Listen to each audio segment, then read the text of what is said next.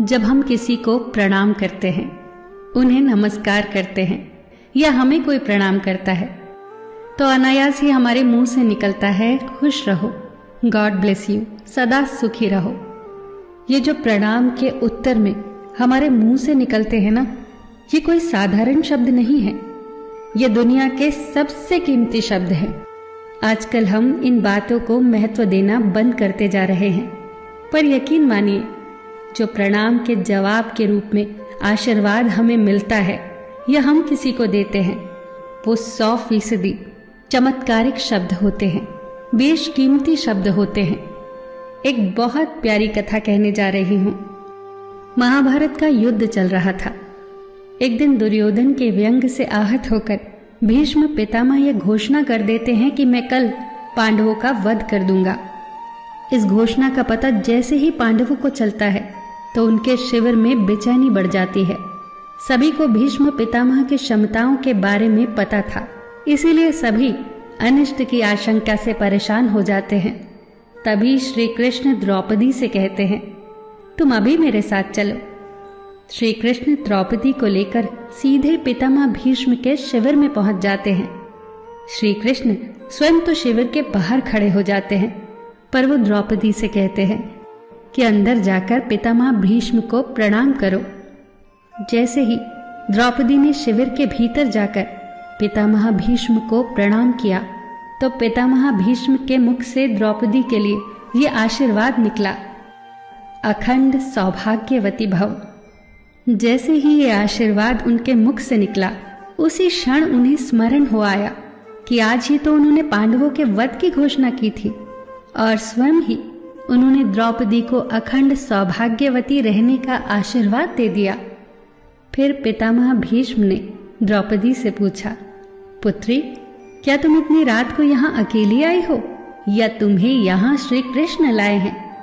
तब द्रौपदी ने कहा, जी पितामह, और वो शिविर के बाहर ही खड़े हैं। शिविर से बाहर निकलकर दोनों ने एक दूसरे को प्रणाम किया और पितामह भीष्म ने कहा, मेरे एक वचन को मेरे ही दूसरे वचन से काटने का काम केवल कृष्ण ही कर सकते हैं। शिविर से वापस लौटते समय श्री कृष्ण ने द्रौपदी से कहा, तुम्हारे एक बार जाकर पितामह को प्रणाम करने से तुम्हारे पतियों को जीवन दान मिल गया है। अगर तुम प्रतिदिन भीष्म, धृतराष्ट्र, द्रोणाचार्य आदि को प्रणाम करती होती और दुर्योधन, दुशासन आदि की पत्नियां भी पांडवों को प्रणाम करती होती, तो शायद इस युद्ध की नौबत ही न आती। जो हर घर में कलह कलेश का वातावरण रहता है, वो कहीं न कहीं इस बात के मूल से जुड़ा है कि हम संस्कार भूलते जा रहे हैं। हम जाने अनजाने अपने बड़ों की उपेक्षा करने लगे हैं। याद रखना कि हर चीज पैसे से खरीदी नहीं जा सकती, और ये भी याद रखना कि हर बात का जवाब गूगल से नहीं मिलता। उसके लिए बुजुर्गों के पास भी बैठना पड़ता है। शरीर की खुराक के साथ साथ हमारी आत्मा को भी खुराक चाहिए, जो संस्कारों से हमें मिलती है। हम भूलते जा रहे हैं आशीर्वाद के महत्व को। आशीर्वाद एक कवच की तरह होता है, जो हर बाधा से हमारी रक्षा करता है। कितनी सुंदर बात कही है किसी ने। प्रणाम अनुशासन है, प्रणाम शीतलता है, प्रणाम आदर सिखाता है, प्रणाम से सुविचार आते हैं, प्रणाम झुकना सिखाता है, प्रणाम क्रोध मिटाता है, प्रणाम आंसू धो देता है, प्रणाम अहंकार मिटाता है, प्रणाम हमारी संस्कृति है। आप सभी को मेरा सादर प्रणाम। फिर मिलेंगे दोस्तों अगली वीडियो के साथ। तब तक के लिए अपना ख्याल रखना और हमेशा मुस्कुराते रहना।